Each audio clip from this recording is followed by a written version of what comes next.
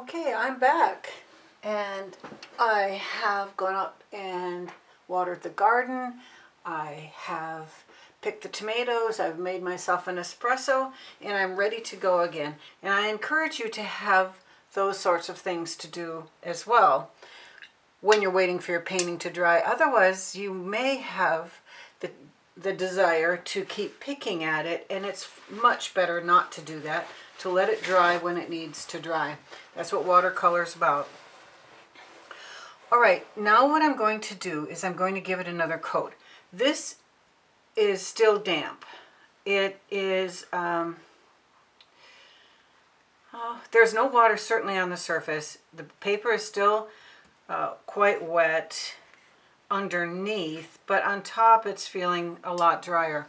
And I'm just going to go ahead and give it another coat, its second coat now, because because if it sort of bleeds on the edges of where you put the paint, that's perfect for this style of painting.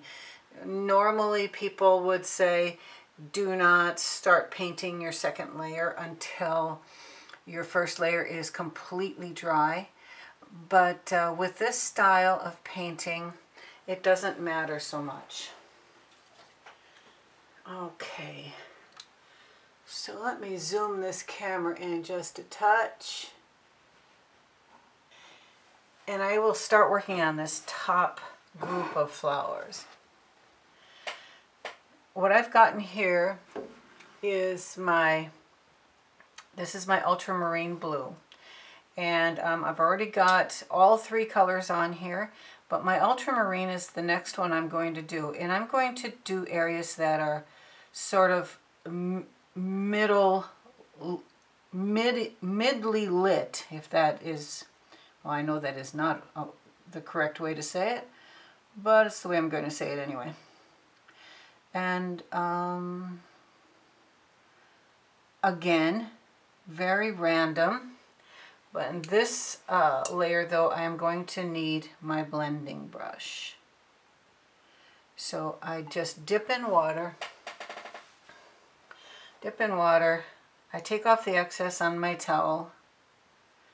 And I just give it a little bit of a blend where I want it. I don't really want it blended everywhere. So now I'm just thinking, okay, there are going to be petals on these flowers opening, and I am just totally going by instinct here.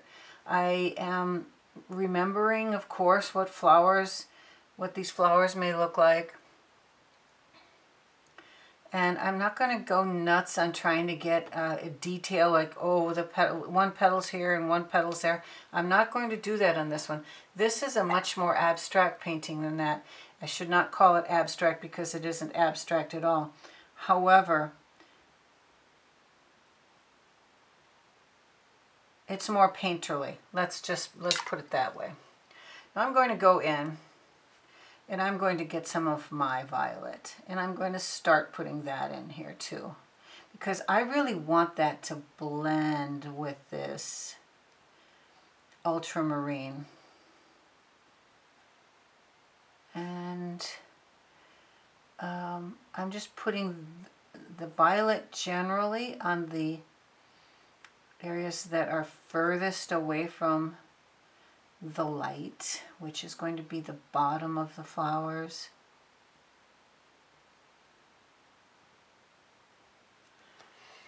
And I'm pulling it down into the stem. Now I'm going to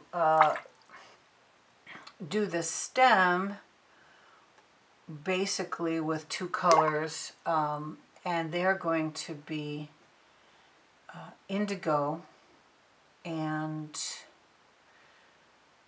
probably I will use my nickel azo yellow from Daniel Smith. All right. Again, still, I'm going just very loosely. I'm going about where the middle of the middle tone on each flower is. And it seems to work best when I paint like this to not get too far ahead of myself, because if I let that paint soak in and begin to dry to a point where it isn't going to blend with its neighbor, like, did you see how that just blended right in there? That's exactly what I want. So I can't get too far ahead of myself because I need it to still do that. And if I have to go in and add more water to make it do that, it isn't as quite as nice.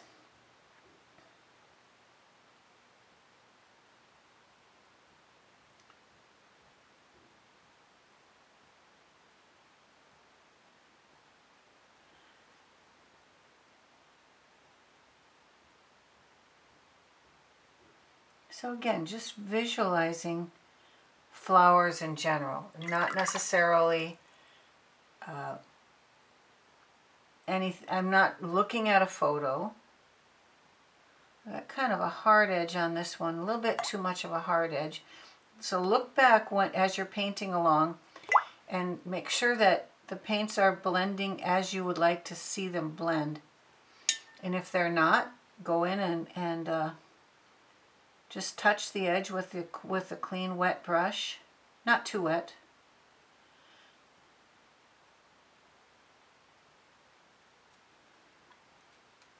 Yeah, see, I'm losing a little bit of it's a little bit too dry to blend really well here. But that's okay, that works this way too.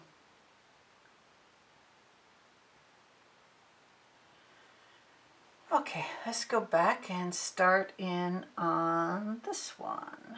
Oops, let's not go there. That's where my violet goes. And I'm just going to pull this right over the top.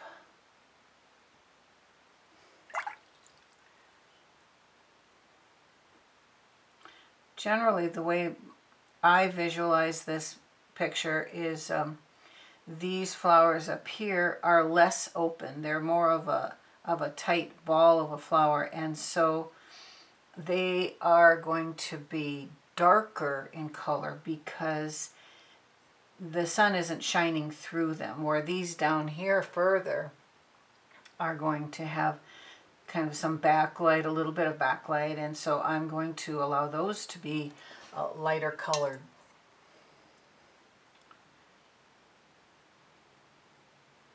Okay.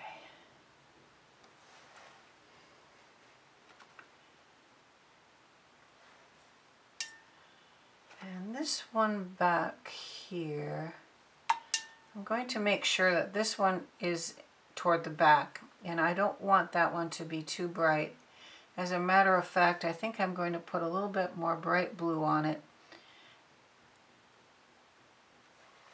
to show that that one is getting a little bit more light. And I'm grabbing some ultramarine here. I'm going to finish it. Now, I'm looking at this top group of flowers, as I said before. I want them to stay a little bit tighter than the bottom groups of flowers, but I am going to encourage them to come out a little bit. Now again, when you wet like this, when you encourage your flowers, the color to come out, make sure you wet far enough out away from them so that the paint is carried evenly and you don't have a stopping of color in a spot too close to the flowers.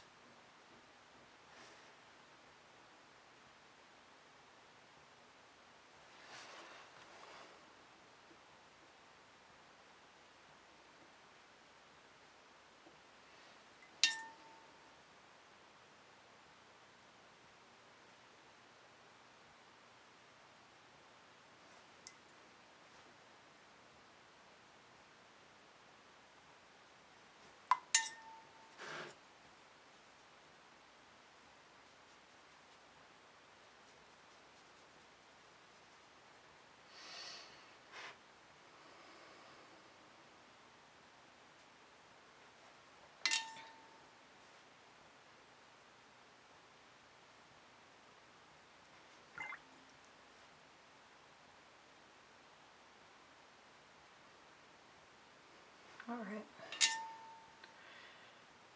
Just a little bit heavy color on this one, I think.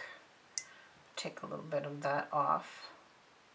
So at this point, look at each one of your flowers and see, okay, do I need to blend anywhere?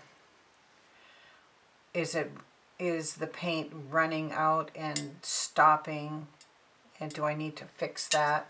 Because we're going to move on to our next batch of flowers now, and we want this first batch to be drying exactly like we want them to dry. This one is a little sharp, but I think I'll leave that one. I kind of like that. These two have run together, and I think I will remove a little bit of that color that joins them. There we go. And then the next coat, that will be further defined as two different flowers. And there we go. Pull a little bit off of that one. Okay, I'm happy with that. This is a little bit too much color. As I said before, I want this group of flowers up here to be more inside the lines than the groups down below. So I'm watching to make sure that there isn't too much coming out. This will dry lighter, so remember that, but just try to get them the right tone.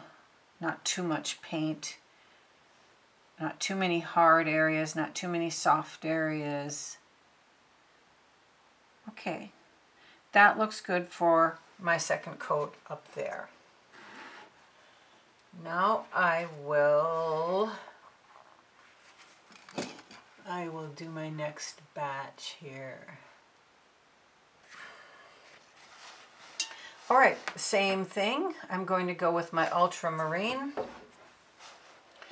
and I'm going to go in the midly lit areas, and now I'm dipping right out of the box, my paint box here, because I'm wanting some less juicy colors. I want them to stay more where I put them than the first layer. But I'm not too worried about it because I'm going to give this yet another coat. 1 or 2 more coats. It just depends. Some flowers will probably have 1 more coat, and some will probably have 2. So you see what I'm doing is I'm just very loosely, very artistically going with where this mid-tone would be. Okay, so the mid-tone would be in the bottom part of these petals, which is the center, and the bottom part of these petals, which would be the outside of the flower. So this one's a little tricky. This flower here on this drawing is one of the focal flowers, so try hard to get this one right. This is one that people will look at as a couple more on the bottom I've got. But this one, because it's open kind of to the eye, it will be one that is more it will draw the eye to this one. Okay, let's see.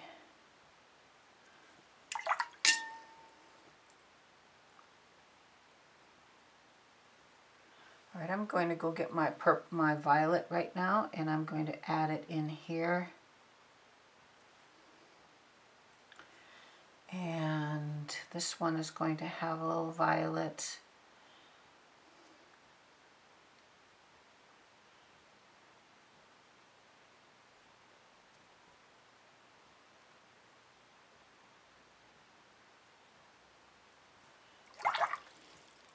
That is just a touch heavy there.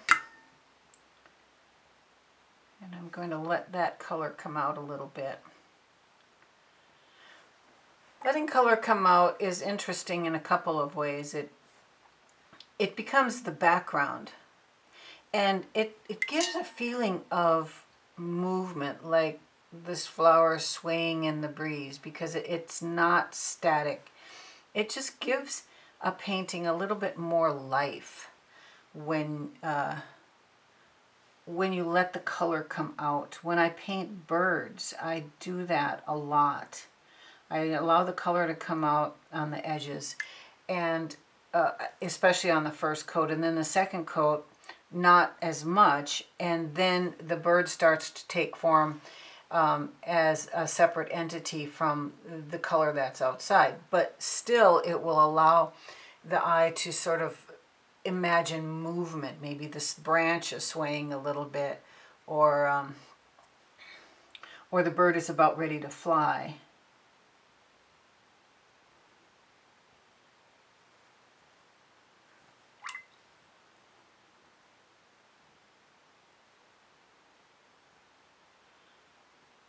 Now, very subtly, what I'm doing with this, the flowers that are pointing away, that are in back of the stem, I'm very subtly going to leave them a little bit lighter color, a little bit lighter value, because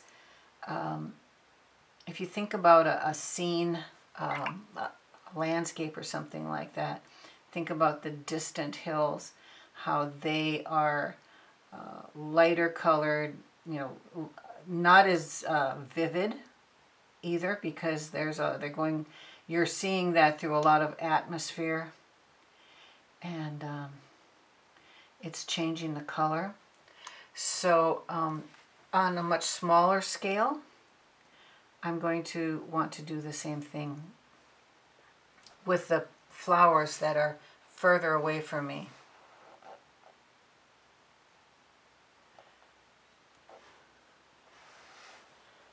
Okay, there's that one. I'm liking the way this flower is turning out.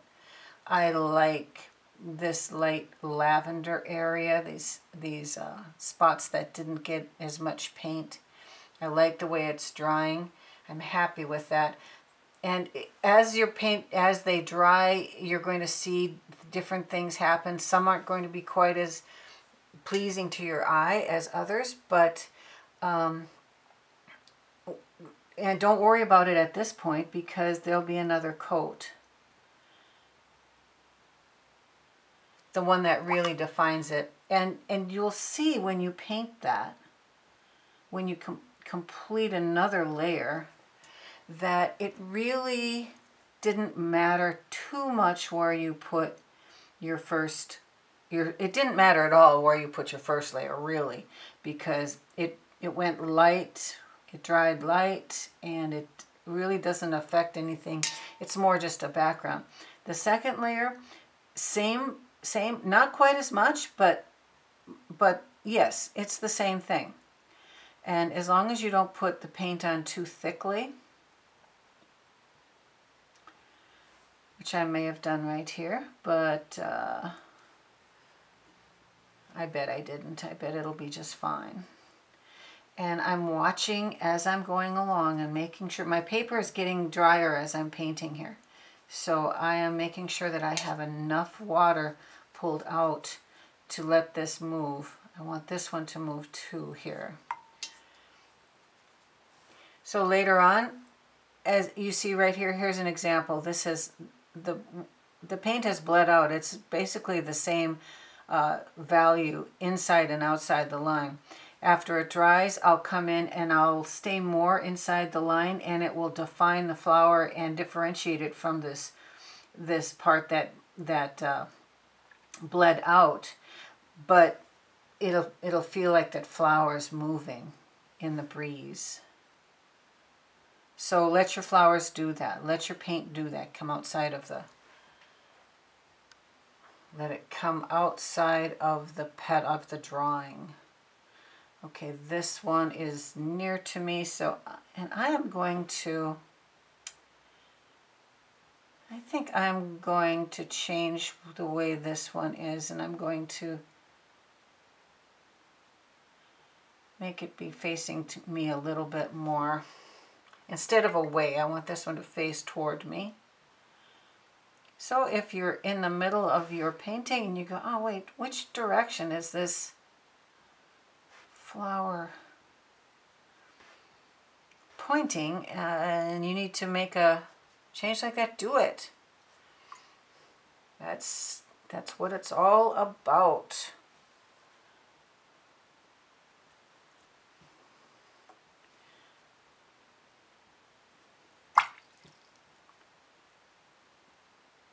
And I'm ending up using my same brush for my washing and my painting, and sometimes I'll do that for a while, and sometimes I'll have my 2 brushes in my hand. Sometimes I'll have 3 brushes in my hand, and then it's really confusing. All right, I want that to come out a little bit. That is going to be too tight in there.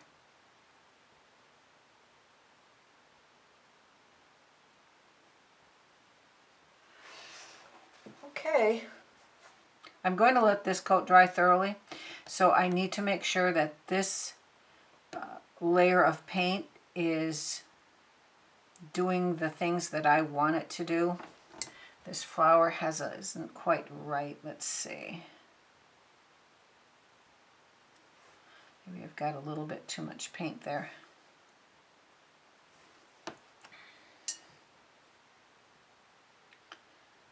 Okay.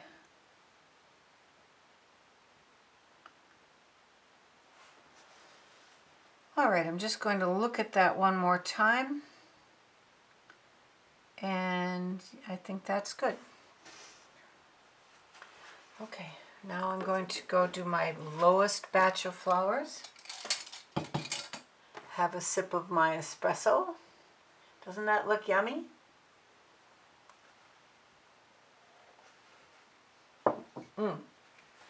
It is yummy.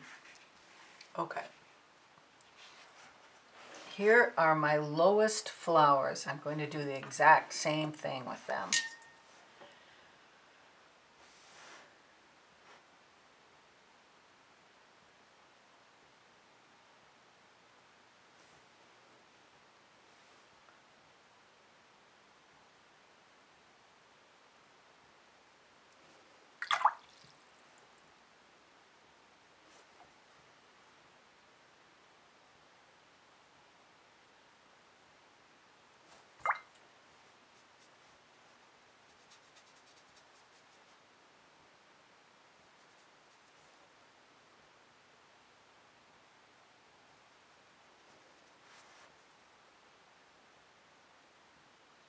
This group of flowers down here is the group that I would like to see the most paint come outside of the lines. I want most of the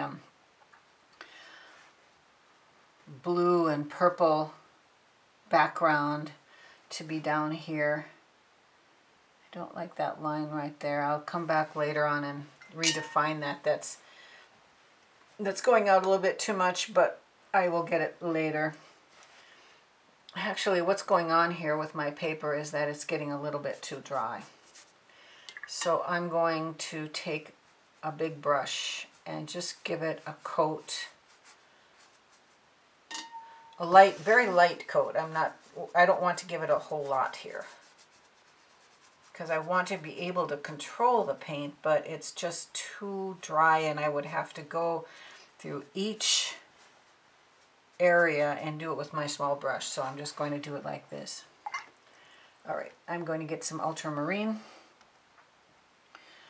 Actually, I'm going to go back and I'm going to get my blue, my bright blue, because this flower is pointing away from me. That was pretty heavy. And so I've got some bright blue. That flower is picking up a little bit more sun. So it's going to have the warmer blue there. And not too much violet on the back of these flowers. I don't want to, and I want them more to be a backdrop. I don't want the eye to be drawn to them. I just want the back of the flowers generally isn't as bright as the front, you know, the interior of the flower. Okay, and I'm going to use a little bit of bright blue on this one too, I think. Just right up there. It's nice to switch the colors around. Now I've got the ultramarine again.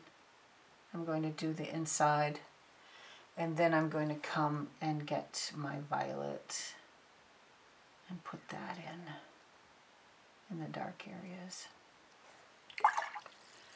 And I've done that rather spotty, so I'm going to make sure that it doesn't dry like that.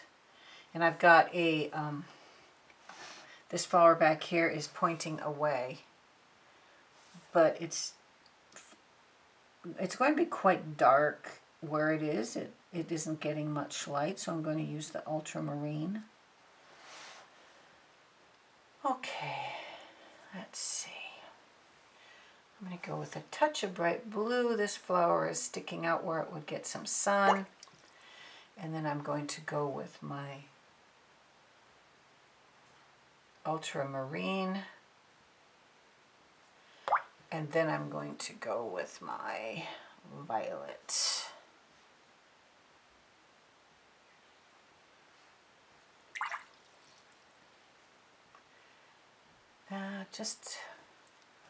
I'm going to go with a little touch of bright blue on the tops of these petals. Then I'm going to go in with some my ultramarine in this area where it's going to be a little darker, down here.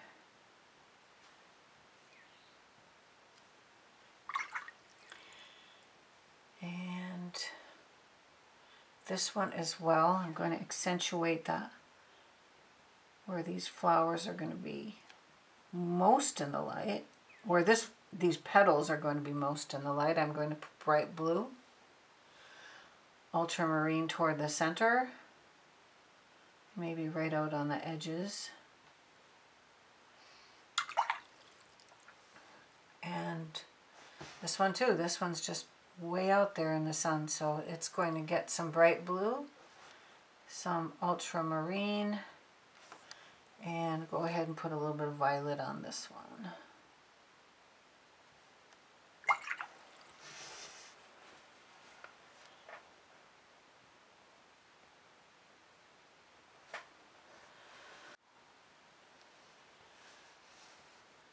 Okay, so what I've got here is a picture that is sharper, less movement outside of the lines up here, and as we move down into the picture, I've got more color outside of the lines here, and that's what I wanted in this picture. I want there to be, I want this not to be uniform. I want the viewer to have some sharp to look at and some color pulled out, and so it will just be more interesting for the viewer. This is going to need to dry completely this time, and I'm not going to paint on it when it's halfway wet like the second coat was. And so I will see you back. I'm going to finish my espresso and go finish watering the garden. And find something fun to do, stay in the mood, and I'll see you back when our paintings are dry.